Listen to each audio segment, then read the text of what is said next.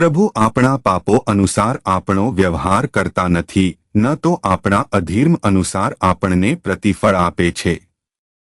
રવિવાર 11મી જાન્યુઆરી 2026. આ પ્રાત કાળના ધ્યાન માટે મેં પૌલ પ્રેરિતનું બીજું કોરિન્થીઓને લખેલું પત્ર અધ્યાય 4 વાક્ય 7 પસંદ કર્યું છે.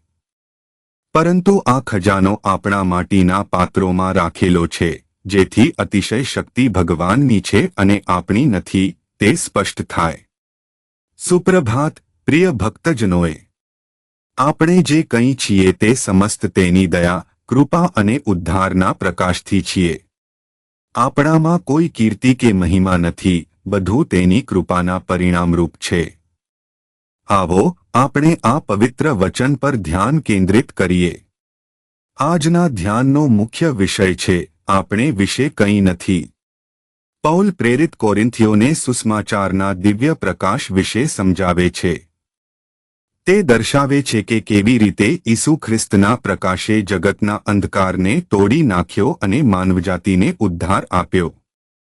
ઈસુના જીવન તથા બલિદાન દ્વારા આપણે મુક્તિ પ્રાપ્ત કરી છે, અને હવે આપણો અધિકાર તથા ફરજ એ છે કે આ દૈવી શક્તિને દુનિયામાં વહેંચીએ.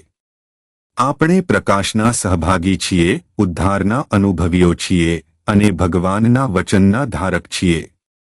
આપણે તો માટીના પાત્ર સમાન છીએ, પરંતુ આપણા અંદર છે અમૂલ્ય ખજાનો, પરમાત્માની અદ્ભુત શક્તિનો ખજાનો. પ્રિય ભક્તજનોએ, આપણને ભગવાને પસંદ કર્યા છે, તેણે પહેલું પ્રેમ આપ્યો છે. જ્યારે આપણે પાપી હતા ત્યારે પણ તેણે આપણા માટે આપનું જીવન અર્પ્યું. ભગવાને પોતાની અનંત કૃપા દ્વારા આપણને આહ્વાન આપ્યું છે, સુસમાચારનો પ્રચાર કરવા અને તેની મહિમા પ્રગટ કરવા માટે.